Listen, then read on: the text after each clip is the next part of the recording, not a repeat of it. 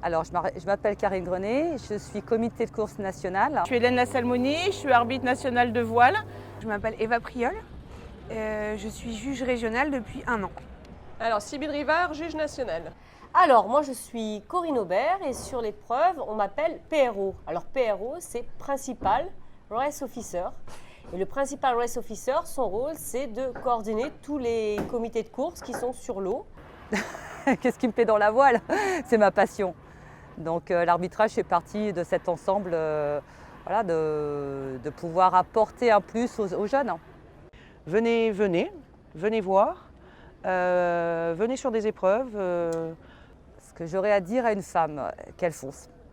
Tant qu'elle est passionnée, qu'elle peut apporter un plus pour les coureurs, qu'elle le fasse. C'est quand même ma passion, ça a été mon option au CAPES comme je suis professeur d'éducation physique. Donc voilà, c'est pour ça que j'ai gardé ce contact avec la voile et puis l'arbitrage.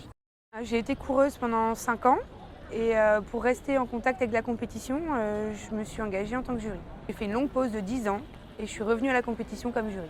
C'est vraiment au cœur de la course, tout le week-end, toute la journée ou toute la semaine selon la longueur de l'épreuve. Et voilà, rejoignez-nous. De toute façon, on est bien, on s'amuse bien.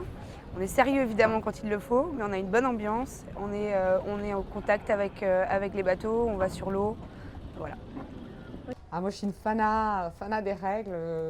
Je trouve ça très ludique et très amusant de comprendre comment elles marchent. Alors moi, de l'extérieur, l'image des arbitres, le comité de course, bon, il mouille son parcours, j'avais une image à peu près conforme à ce que c'est. Le côté juge, j'avais une image plutôt de personnes d'un certain âge assis dans un bureau.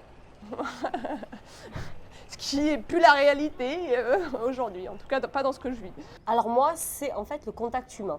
C'est la découverte des gens et de réaliser des belles courses avec une équipe, dans la convivialité et surtout sportivité et le savoir-faire. Une fois qu'on est intégré, même avec des vieux marins, des vieux loups de mer, eh ben, ça se passe vraiment très bien. Et du coup, les gens sont sensibles à la féminité et ça se passe très bien. Super sympa, bonne ambiance et voilà, et ça titille les neurones, donc j'ai intégré comme ça l'arbitrage. Je crois que la fédération a choisi ce championnat pour faire un championnat 100% féminin sur l'arbitrage. Alors, on peut penser que c'est de la discrimination positive. En fait, je crois que le message, c'était surtout de dire on va leur laisser la place parce qu'elles sont tout à fait capables de le faire et parce que chez les femmes, dans l'arbitrage aujourd'hui, il y a des femmes très compétentes. Mais ce n'est pas toujours facile dans un milieu qui est très masculin depuis toujours, on va dire, qui se féminise, il y a une vraie volonté de le féminiser. Il faut quand même, nous, on n'ose pas toujours. Hein, on a un peu ce complexe encore d'infériorité, de se placer sur des épreuves et tout ça. Donc la fédération a choisi de le faire et elle a bien fait parce qu'on a été compétente. Je crois que là-dessus, il y a eu zéro souci.